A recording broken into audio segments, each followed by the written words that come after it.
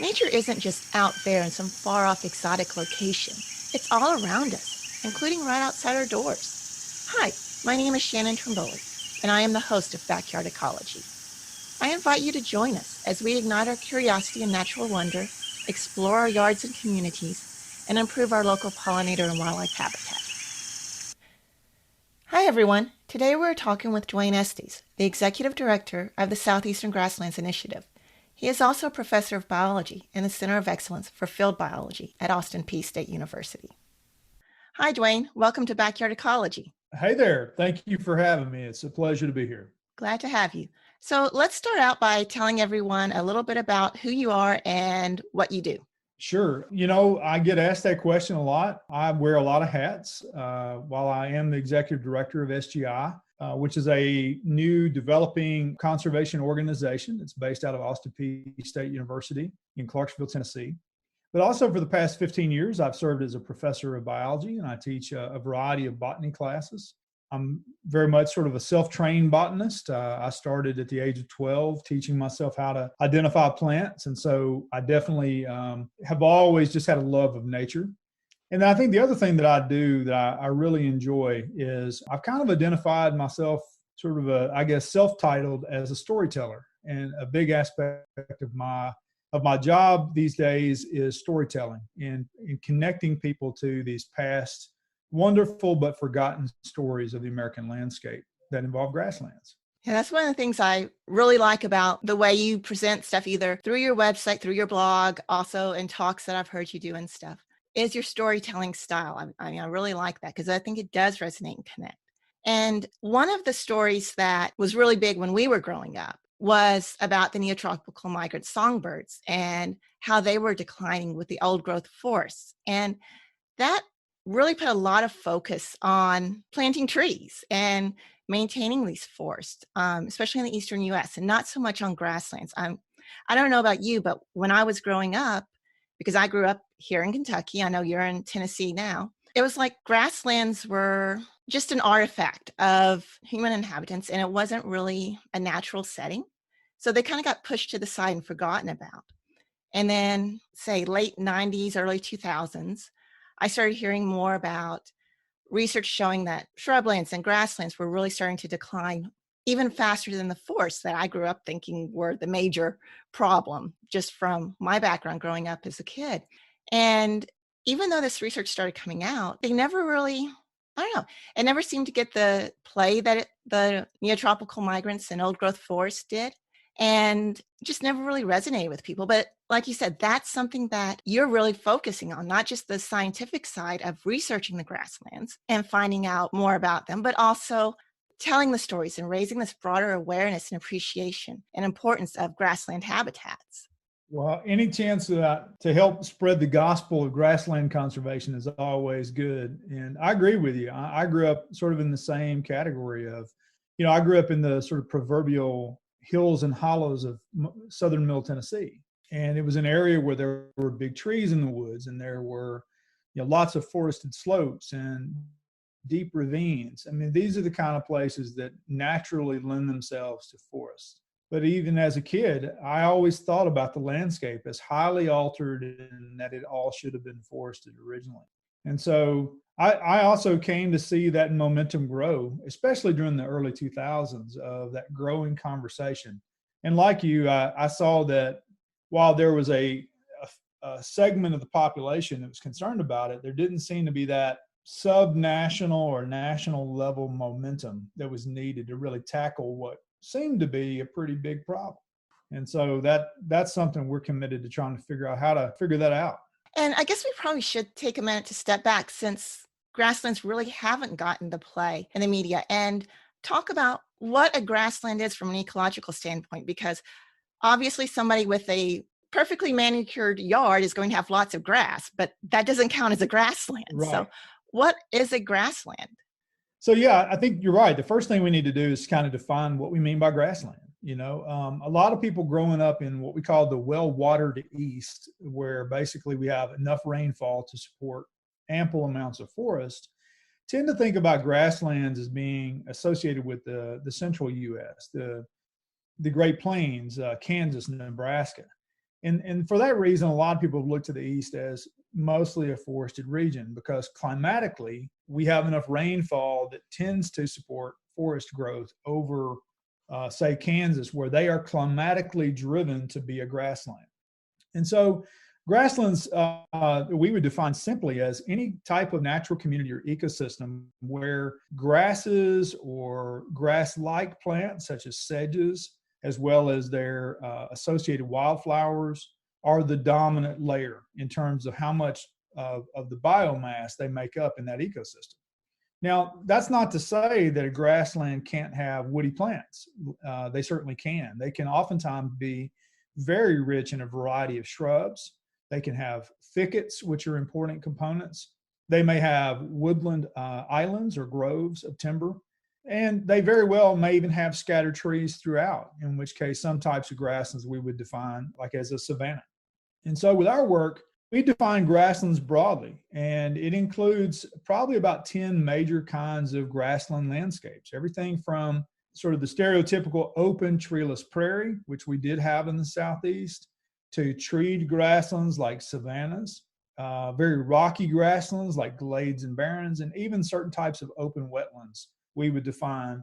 And lastly would be things like coastal sand dune grasslands along, say, Cape Hatteras, North Carolina would represent one extreme type of grassland. And I like the fact that we did have so much variety because, yeah, when I think of grasslands, I typically, first thing that pops to my head is Kansas, like you said, even though I do know as a biologist, especially living here in the East, that, yeah, no, grasslands were much more varied and diverse, especially over here. Absolutely. And I think that's one of the things that we've really only come to know in the past decade is that the southeastern U.S. not only doesn't have grasslands, that's point one. Point two is that there are more types of grasslands in the southeast than in the entire Great Plains of the U.S. and Canada combined. Part of that is part of the reason for that is the fact that we have such a diverse topography and landscapes. Think about Kentucky, for example, right? You can travel from west to east across the state, and you go through limestone regions, which have their own types of grasslands. And then immediately you get into a sandstone-dominated region, which has a totally different kind of grassland. And so that's, if you were to go from Florida to, say, southern Missouri, you would encounter 2 or 3 dozen kinds of grasslands easily along that sort of line.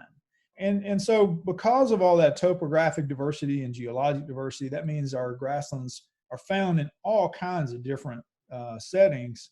And that also translates directly into the fact that they have an insane amount of biodiversity. Nice. Can you tell us a little bit about that biodiversity and why it's important and the functions of these grasslands? Yeah, absolutely. Likewise, and similar to how we said that there are more kinds of grasslands in the South than there are in the Great Plains, likewise, there are more species of grassland-dependent plants and animals in the South than in the entire Great Plains. And a lot of people are like, what? That just doesn't make sense. But, in places like Florida, we have burrowing owls that live in open prairies south of Orlando. In eastern Arkansas, we have the ornate box turtle, which is only found in prairie habitats. Historically, there was the prairie mole cricket. There even are burrowing crayfish that live in wet prairies in the Southeast. One thing that we were also finding is that these grasslands are really, in major part, are responsible for so much of the southeastern biodiversity that we think at least half of the plants and animals of the South lived in grassland environments. I mean, think about that. With all the forests that we have, we think half of the plants and animal species probably were tied to these grassland landscapes. But sadly, these grassland landscapes are also conducive to a lot of other uses. Land uses like agriculture, even timber production. And for that reason, many of these habitats are disappearing or have disappeared. And many of the species that need them are rapidly disappearing. Yeah. And I don't know, it seems to me like it's hard to find grasslands per se. And a lot of times people don't know what they're looking at. For example, I know one person, he's got a power line cut that runs through the back end of his property. And he was telling me one day about all these pretty flowers he was finding out there. And they were just kind of grew naturally. And I'm listening to what he's saying. And I'm like, those are prairie species. That you've got a barren. That's a barren remnant that was released. But he was just looking at his pretty flowers that were growing up. I've got another friend who bought some property several years ago. And shortly afterwards, he was showing pictures again of all the pretty things that were blooming and stuff. And some of the things that he showed me were purple milkweed and white wild indigo, which where he's at, maybe that area was planted as a conservation pollinator area at one point in time. But purple milkweed and white wild indigo are not common species in this area for a normal pollinator conservation mix. So I'm thinking maybe he's got a remnant on his property. And they're showing me stuff because they know I appreciate plants and wildlife and stuff. So they're sharing cool, neat. And I'm going, oh, wait a minute. You've got cool stuff here. This might be remnants. But even then, I don't know what to do with that information. So what do? If you think you've got something there, what's the next step? You raised a good point, which is, one is how do people realize that they're looking at a natural grassland? That's a key challenge that we see all the time, especially among homeowners and landowners who really desire to know about their land. They want to make the right decisions, but they might be able to go into a forest and say, wow, this forest is really nice, right? There's big trees in here. There's trilliums and ginseng. That type of knowledge of forest health, I think, is more readily transferable and understood by a broader segment of our population. But grasslands are different, right? How do you discern between an old field or a pasture and a glade and a barren and a prairie, right? It can get quite bewildering. One thing I think it's important for your listeners to think about is our grasslands, especially of Kentucky, but throughout the Southeast, sort of have three different paths that they've taken through the course of the last 200 years, okay? One group of grasslands that were in very fertile soils, well, those areas made the best cropland. So today, we've lost 99.99% of those, and they're cornfields, they're soybeans, and they're cotton, right? So when you drive by big cornfields in Western Kentucky, you can almost rest assured in those big agricultural areas that those were prairies historically. You may not see any left because they have been so heavily vanquished from the landscape. The second category, though, are those that aren't necessarily best for growing crops, but they were excellent for grazing livestock. In fact, they were a little bit too good. They were so good, in fact, that when the early settlers came, they grazed them down to a nub. And then they were forced to have to improve those pastures that they had sort of destroyed by overgrazing. So they planted fescue, and they planted bluegrass and white and red clovers, many of the common pastoral weeds that we see today. So many of our grasslands that once existed are now pasture lands, in, say, like the outer bluegrass of Kentucky. The third category of those that are really on sort of the worst lands, not the real rugged, hilly stuff, because that's going to be forest, but like the top of the Cumberland Plateau or some of the broader ridge tops of the Shawnee Hills, for example, come to mind. In those areas where maybe today they're all covered in forest, historically we think those were where we had savannas. And the soils tend to be somewhat stony or sandy, but the fires that burned through those is what kept them as open, sort of sparsely treed grasslands that we would call savannas. When we took that fire away, they grew up into very dense forests. So I think when people want to find out where grasslands were, they first need to kind of have that starting point to say, okay, many of them are now crop fields, many of them are now pastures, and many of them are oak hickory forests. So where do you look next? And you brought up a couple great points, which is look on power line rights-of-way corridors. Maybe look on a rocky road shoulder. Look on an old fence row. That's where the majority of our grasslands still hang out. And they're rapidly sort of being pushed out of existence. And I realize I probably did not answer your question and went off on a long sort of tangent there, but maybe you can bring me back around to how I can best answer that. Actually, you did a pretty good job with that. The one thing I'd ask is if you think you've got something, or somebody comes to somebody like me and says, hey, look at pretty pictures. And I go, oh, I think you've got something. Mm-hmm. Is there something that we can do? Do we let you know? What do we do? That's a very common question. People want to know how to share what they have, and they want to know what they've got. So I think what we currently, with Southeastern Grasslands Initiative, what we're trying to do is build our capacity. Build capacity to be able to field the types of questions that landowners might have, right? So number one, I would say, if you have listeners who are just absolutely burning with desire to know what they've got, yeah, please go to our website, and you can contact us through the website, and we will try our best to get back with you. And that could involve sending us an email with some photographs of your site, maybe letting us know what kind of plants you have on site. And then, if it's something that we can diagnose through an email or a phone call, we're happy to try to do that. And sometimes we get really, really cool calls. Like last week, about a month ago, rather, we got a call from a gentleman in Alabama who says, I own 11,000 acres. And it's not every day you get a call from somebody that owns 11,000 acres.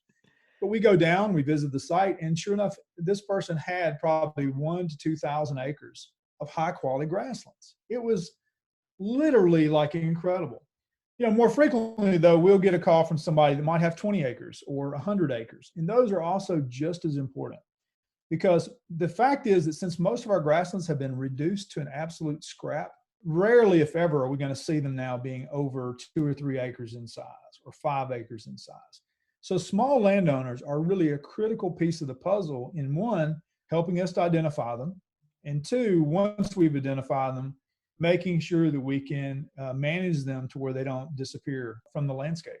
So I guess I would say, Shannon, have them, reach out to us through the website is the first approach. One other quick thing that people can do is they can, we're trying to build content on our website to help people understand, sort of educational content, to help people understand when they might have a remnant grassland, certain kinds of indicators, right? So part of that is we're involving mapping where those are. So if you fall in a region where we've mapped for grasslands, you should especially be on the lookout, right? Lots of areas of Kentucky and Tennessee fall within those mapped regions. And then secondly, what we want to do is help people to identify what sorts of landscape features within those regions would support a grassland, right? So like rocky road shoulders are good places. Thirdly, we want to give people a list of the plant species they should be on the lookout for. So yeah, if you find purple milkweed or white false indigo and it's natural and you didn't plant it, then it's a good bet that it's a part of a natural grassland remnant. Absolutely. Well, kind of going off of that, can you tell us a little bit more about what the Southeastern Grassland Initiative does? What states are you working in? Types of work you do, goals? Yeah, you bet. There's a lot there, so I may answer it in pieces and rely on you to kind of bring me back around a little bit. But so one is SGI established in 2018, and so we're only a couple of years old, but we are ambitious and we are working across a fairly big geographic area. So our region covers from Miami, Florida to Brownsville, Texas, basically right on the Mexican border, north to Columbia, Missouri, and Long Island, New York. A lot of people would say, man, wait a minute, you're going to New York? You're going to Missouri and Ohio? Why is that, part of the Southeastern Grasslands? And the reason for that is that there's a big chunk there that basically exists east of the Great Plains, and it's south of what we call the glacial boundary, where the ice age, the glaciers came south to about the level of the Ohio River during the last ice age. So within that very broad geography, we have a lot of kinds of grasslands, and they're all very similar to one another. Versus if you were to go north of that boundary in places like Maine or Michigan, those grasslands are obviously very different. Likewise, if you were to go into, say, Kansas, Nebraska, those grasslands are very different. So surprisingly, the grasslands on Long Island, New York, are actually quite similar to ones we might see in parts of Eastern Virginia, for example. So that's one reason why we have that sort of broad geography. Within that area, then it's challenging because we want to remain focused on sort of the core issues facing grasslands. And we have a desire to build capacity. We understand we're a young starting conservation organization. We can't do it alone. So we're accomplishing the needs of grassland conservation by partnering with a variety of partnering organizations, universities, other nonprofits, and so forth. So we've got a slew of partners that we've been working to build bridges with, like Quail Forever, North Carolina Botanical Garden, Lady Bird Johnson Wildflower Center, Mississippi State University, University of West Alabama, and the list goes on and on, the Atlanta Botanical Garden, and so forth. So we're really excited by these partnerships, and they allow us to cover a broader region than what we could do simply from our home base in Clarksville, Tennessee. And then through these partnerships, we also realize the importance of conservation planning, right? We could easily spin our wheels all day long just trying to do things without any kind of focus. But conservation plans are really critical, and these need to be science-based conservation plans. So we have assembled a science advisory team. It includes Dr. Reed Noss, who literally wrote the book on southern grasslands, a book called Forgotten Grasslands of the South. So Reed and about a dozen other people so far are part of that growing team. And we're trying to determine, based on science, where are the most important regions of the Southeast? And within each region of the South, where are those important sort of sub-regions that we need to be focusing our efforts on? So in terms of programmatic priorities, I think the most important thing for us is education and outreach.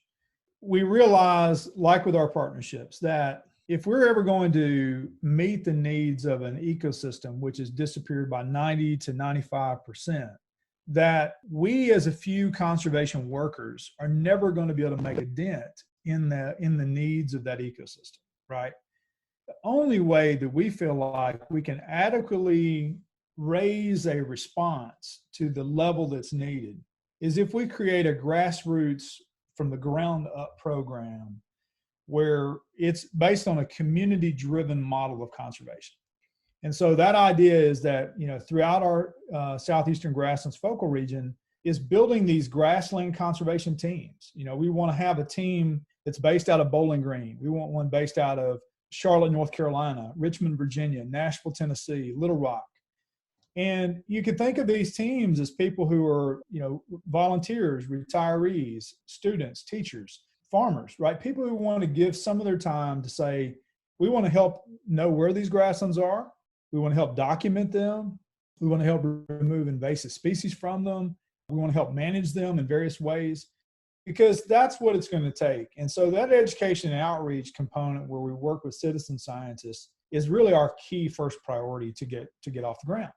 I'm really excited because next week, we're actually hiring our first full-time volunteer coordinator who will begin to implement a lot of our volunteer coordination activities going into 2021. So we're really excited about that.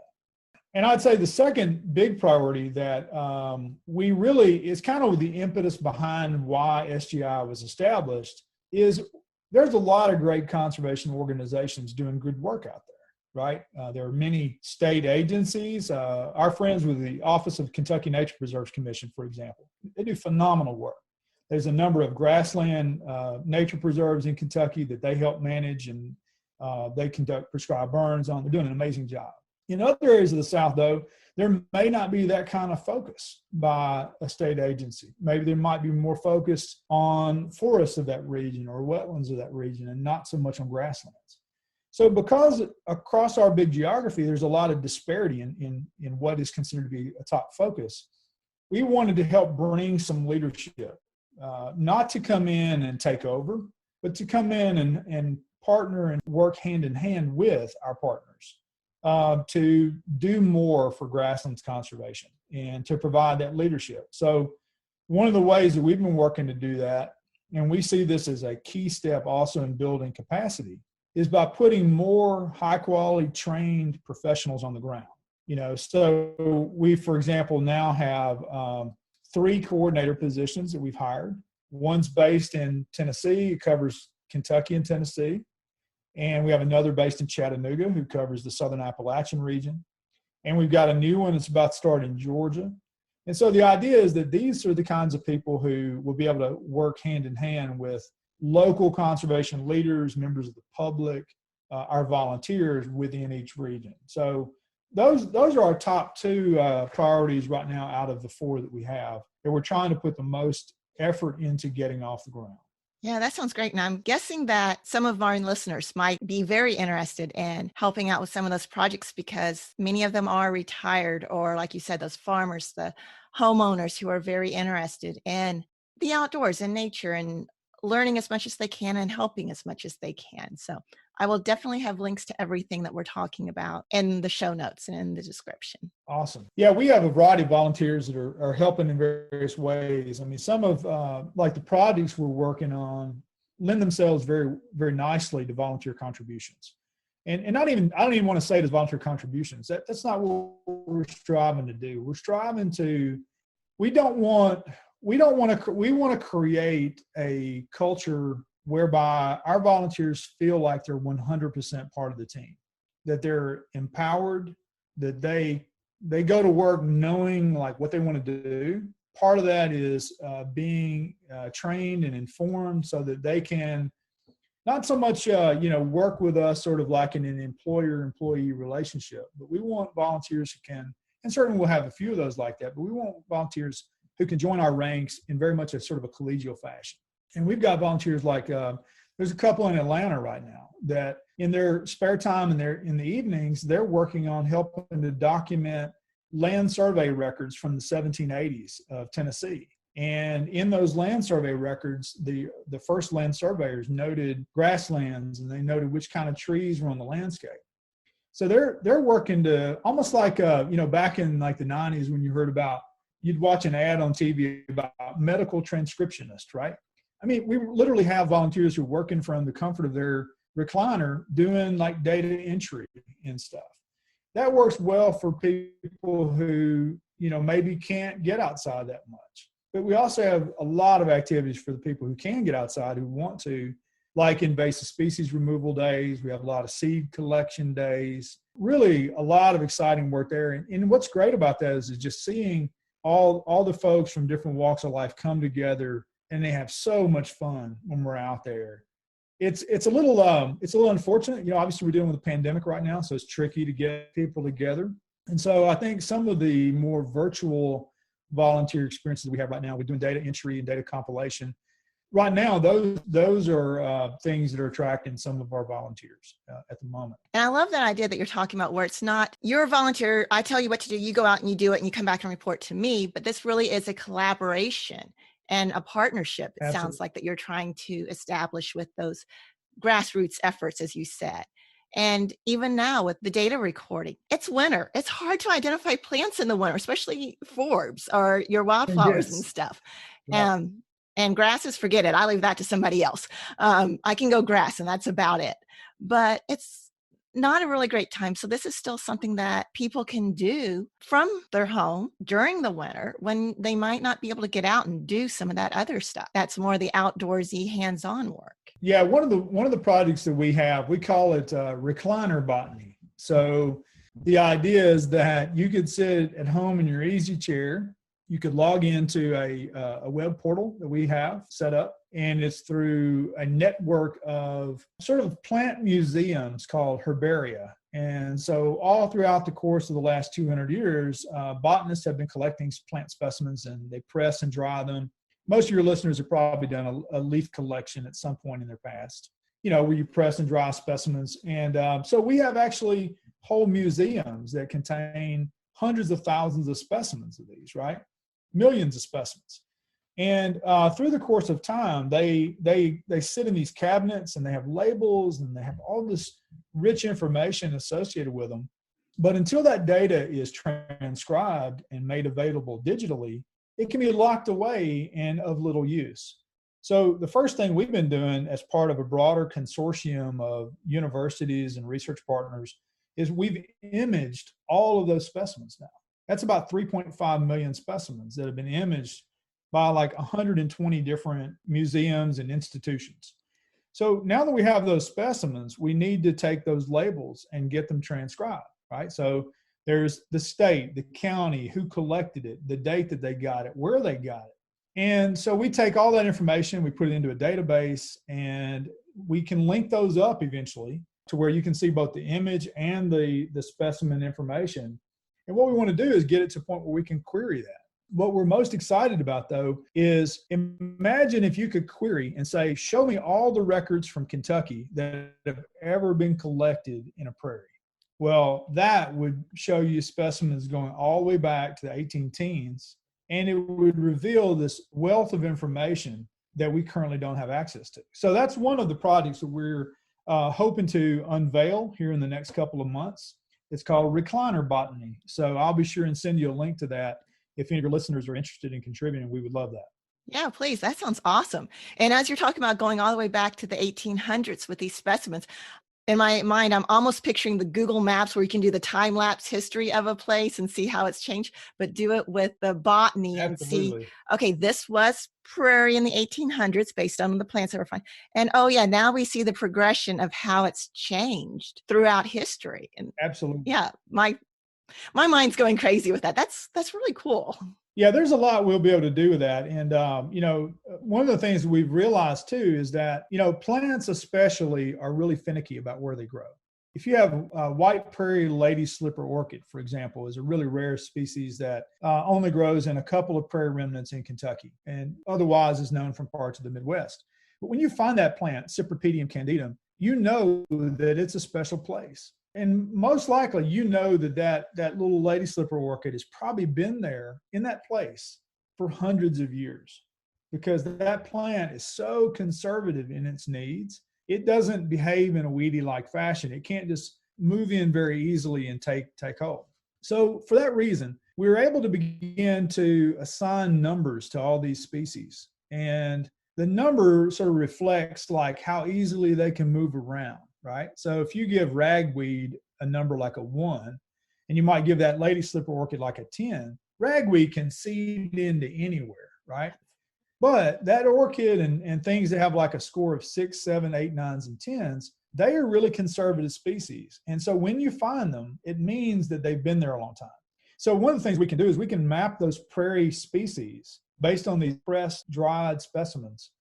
And it's also another way of telling us where these prairies have probably always been.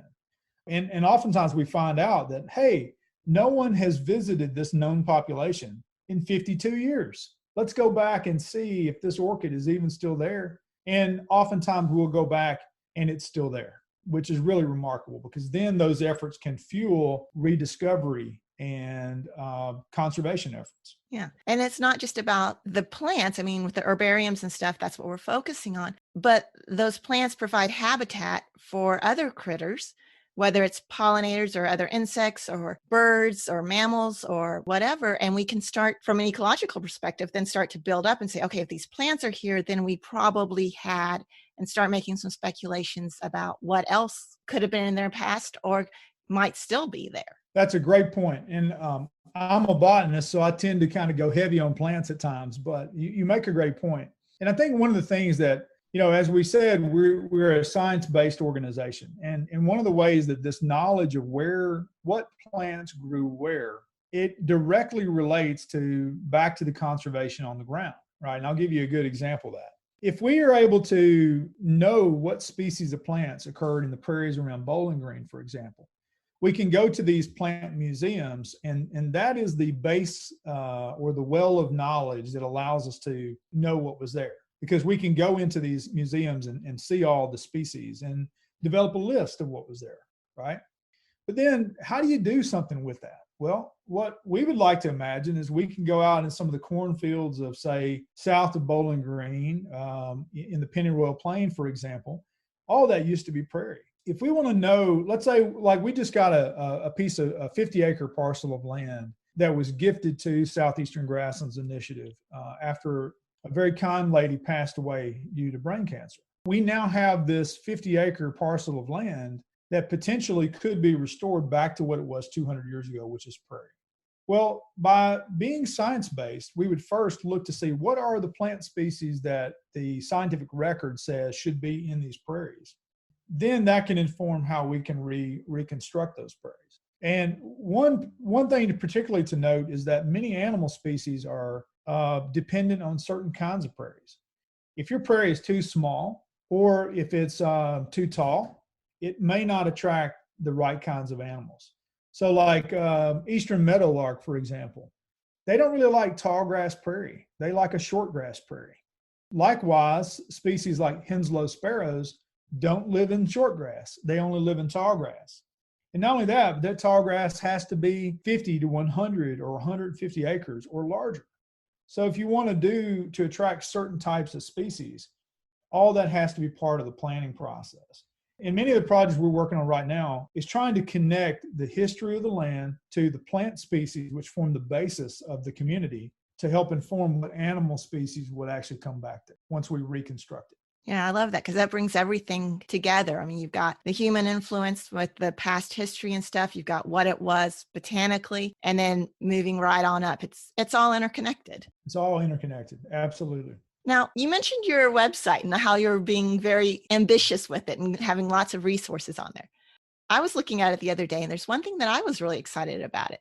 You've got a seed list by ecoregions page under construction. Yes. That sounded really intriguing to me. But under construction, COVID, I'm sure slowed things down. Any ideas of when that might go live? It's a good thing you asked about that. Actually, that's something we're working on just this month. In fact, just today. So we originally were getting a lot of questions about what species should I use in my area for restoration plantings, or if I wanted to do a backyard pocket prairie, but I wanted it to be tailored to my region, what species should I use for my soil type and those kind of things. So we originally developed that pilot concept for the grasslands that are down in the Nashville area, part of the Nashville Basin ecoregion. And so if you go through those series of links and you click on the Nashville Basin, you'll see that one example, right, of if you have soils over limestone and it's sort of moist conditions and it's high sunlight clay-based soils for that region around Nashville, it'll give you the species of trees, shrubs, vines, flowers, and grasses that you should use for that project. And all that, again, is science-based. It's based on our best available knowledge of the species that would have been there historically and that are adapted to that climate and the soil. Now, at that time, it was all sort of a pilot. And the idea was for us to begin to seek funding to grow that program across a broader area. And I'm happy to say that today we actually submit the final paperwork to set up a contract with the National Park Service. They have funded at almost $100,000 an effort which will allow us to really fully fill out those seed lists by ecoregion for the entire Mid-South region. So when we get done with this after the next 2 years, we're about to embark on this starting in May of next year. We will cover an area that basically, if you were to draw a box around, say, from Paducah to Roanoke, Virginia, south to Vicksburg, Mississippi, and Macon, Georgia. We will, in 2 years' time, we will be developing seed lists for that entire region for every type of grassland. And that really is based on Park Service funding because there are 22 national parks within that zone, and that will help to begin this process across that entire region. So I think by the end of next year, we will have a lot of momentum behind us, and we will have a lot of products available online for people to be able to view and use. But fully, that project will be finished in about 2 years. That's exciting. That's really exciting. Yeah, and congratulations on that. Thank you. And another exciting element that's related but sort of not directly part of that is we also just secured about $500,000 in funding from the Bureau of Land Management, the U.S. Fish and Wildlife Service, and the USDA Natural Resources Conservation Service to develop a Southeastern seed program. And so the idea is we actually have funding to hire a couple of positions starting this coming year. It's a 5-year agreement. So we're going to be building seed resources across an 8-state region. Kentucky, Tennessee, and 6 other states are part of that. And the idea is that we will use this science-based approach to know what should grow where. We will begin to continue to develop partnerships with seed producers like Roundstone Native Seed and others. And then the idea is that within this 5-year period, we will get a lot of infrastructure and support for developing regional genotype seed sources so that Kentucky Department of Transportation in the future, U.S. Forest Service, private landowners would actually be able to have these native, locally adapted seeds that they can use. Kentucky is really gifted right now because of the presence of Roundstone Native Seed. But Alabama and Georgia are just kind of out of luck because there are no seed producers there that have the right seeds for them. And in Kentucky, you guys have a great resource with our partners there at Roundstone. Oh, yeah, I absolutely agree. I use Roundstone seeds for a lot of what I do, and I recommend them all the time. But for some of our listeners who might not be aware, what are we talking about when we say locally adapted seeds or ecoregion type seeds? That's a good question. And why is that important? Yeah. So, the science is kind of still out a little bit on what constitutes locally adapted or local genotype, is sometimes what people call it. What we really mean is that seeds that are of a given species that are local to a specific place, right? Some people are really, really sticklers for, I only want to use seeds that originate within 10 miles of my property. That's really not very feasible because there's not any seed producers that can produce seeds at the market level that can be so specific.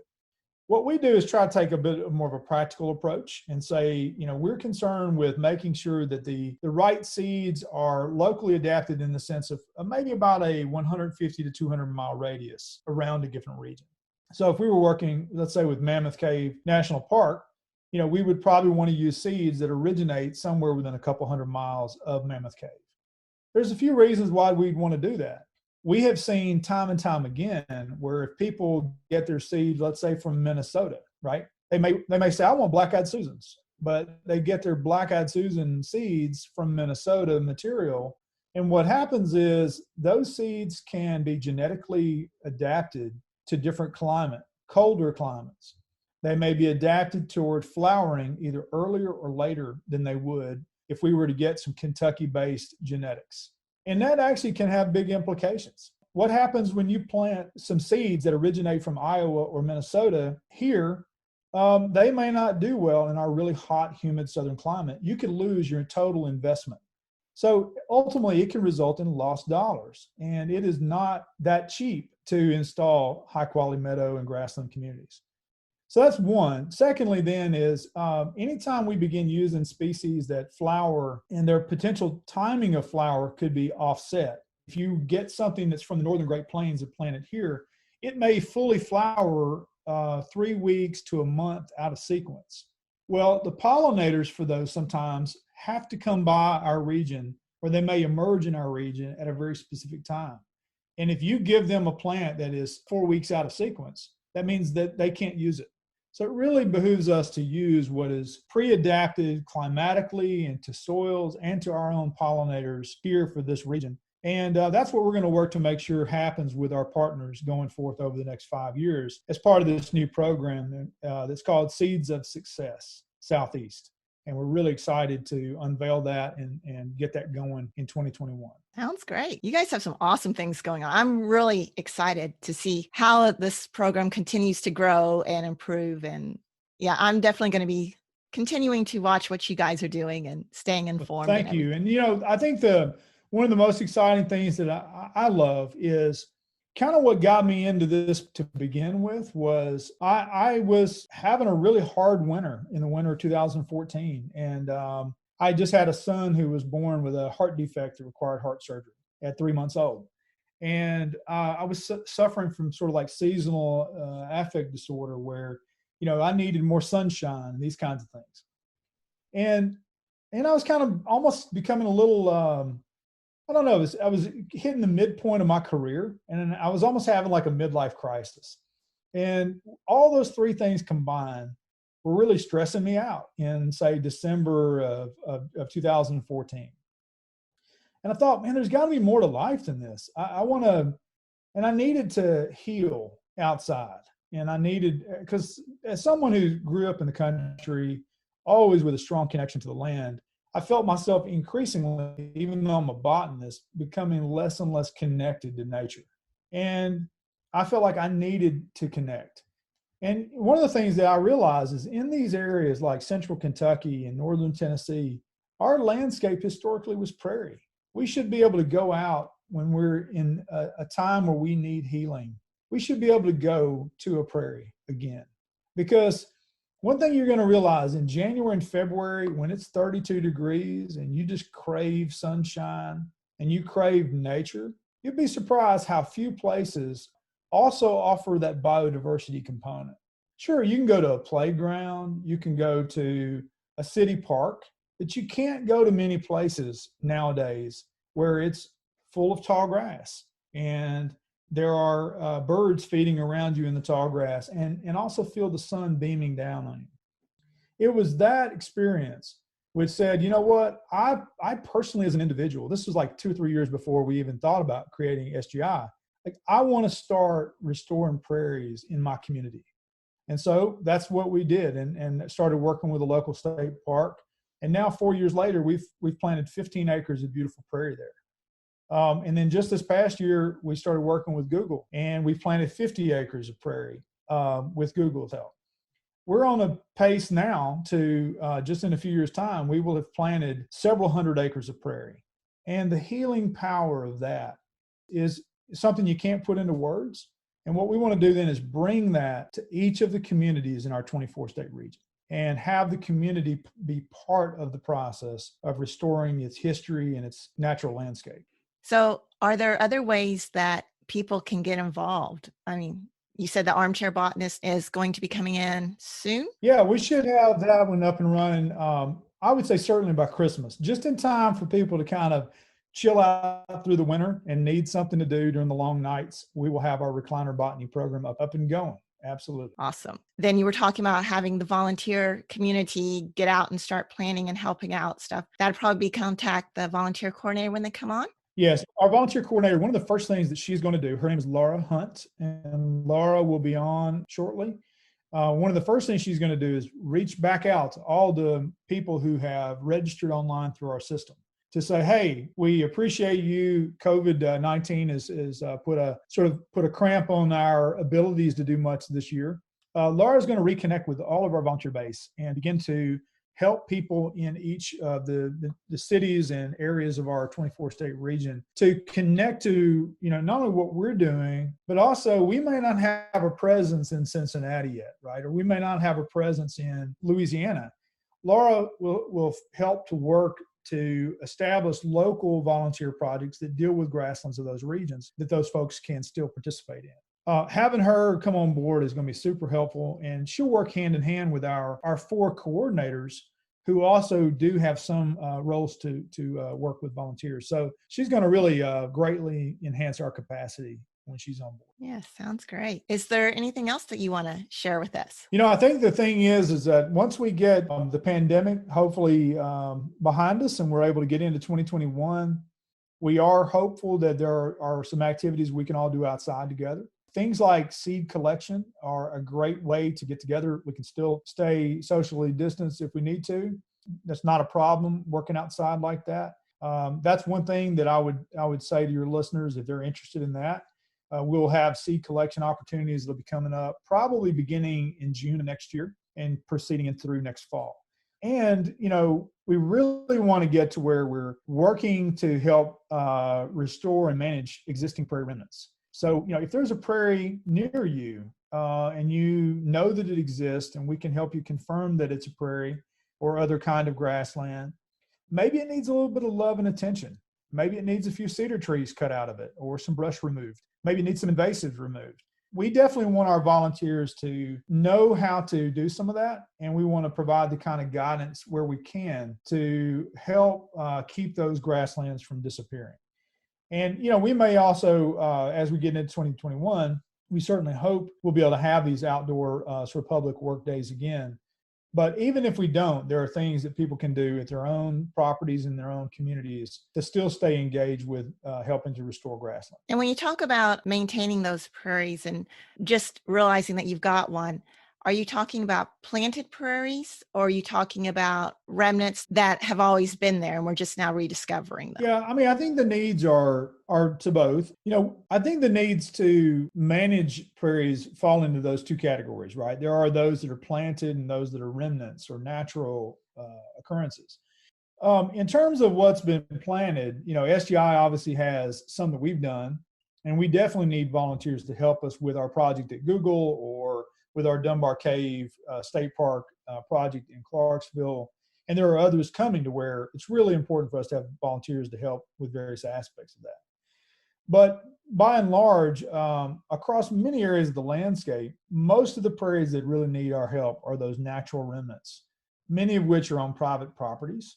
And those are the ones that I think we need to find ways to recognize where they are, better understand like some of the management concerns. They may be on a private property that the landowner may simply not know what they have, right? Maybe it takes one of your listeners riding by to say, oh, my neighbor's got a prairie on their place. And it might just start with a conversation about, hey, you've got a prairie, here's how we know. And, oh, by the way, I would love to help you clean the brush out of it so we can make it vibrant and healthy again. And then from there, there's actually lots of opportunities. One last thing I would like to say that is an exciting new funding source that we've been able to secure, and it's Kentucky specific. So we've just partnered with the U.S. Fish and Wildlife Service. It specifically is with their Partners program in Kentucky. And the idea is that we have about $100,000 of funding that will go toward restoring and managing intact remnant prairies in Kentucky. Oh, wow. So this could include prairies, glades, and whatnot. But so if your listeners think that this would need to be a high quality or possibly a medium quality site that probably is a grassland remnant, yes, I would encourage that they contact us, because we may have some funds that we can use specifically on private lands to help them better manage that site, whether that's money for prescribed burning or for removal of cedar trees. Various kinds of things can be covered under that program. That's really good to know about. We're excited about that. Yeah. Okay. Well, if there's nothing else that you want to cover right now, like I said, I'll have links to everything in the show notes, definitely to the SGI website. But yeah, thanks so much for being with us today, and I hope you have a great day. Shannon, I thank you and thank your listeners for having me on, and I look forward to talking with you more in the future. Thank you very much. I really appreciate Dwayne taking time out of his schedule to chat with us about the importance of grasslands in the southeastern U.S. As a wildlife biologist, I was aware of our southeastern grasslands and how they are often an undertold story. However, I didn't realize that we had more different types of grasslands than the Great Plains, or that nearly half of our southeastern plants and animals are tied to grasslands. I'm grateful for the work that the Southeastern Grasslands Initiative is doing to raise awareness about our grasslands, because it's hard to protect or care for something that we don't even know exists. I'm also excited about all the resources they are working to provide landowners and others. I'm looking forward to their ecoregion specific seed lists, their grassland mapping projects, and the resources they are developing to help people determine if they have one of those remnant southeastern grasslands hiding on their own property. I think this last piece is extremely valuable because since most of our remaining southeastern grasslands are located on private lands, the continued existence of these grasslands and the existence of the animals that rely on those habitats really does lie in our hands. And while many agencies focus on large-scale projects and acreage, the fact remains that many of our prairie remnants are much smaller, maybe even less than an acre. You really don't have to have much land to be holding a valuable southeastern grassland remnant. It is nice to see an organization like the Southeastern Grasslands Initiative recognize the importance of these small areas. The Southeastern Grasslands Initiative has quite a few volunteer opportunities currently available, and it sounds like they have many more coming up. I'm going to have to check some of these opportunities out because I think what they are doing is important and valuable work. If you feel the same, then please think about volunteering as well, because like Dwayne said, they can't do this alone. No one can. But together we can make a difference in our southeastern grassland habitats. Before I wrap this up, I want to ask you to please tell someone else about this podcast. Word of mouth is really the fastest way for a new podcast to grow, so your help in letting others know about Backyard Ecology is greatly appreciated. Until next week, I encourage you to take some time to enjoy the nature in your own yards and community.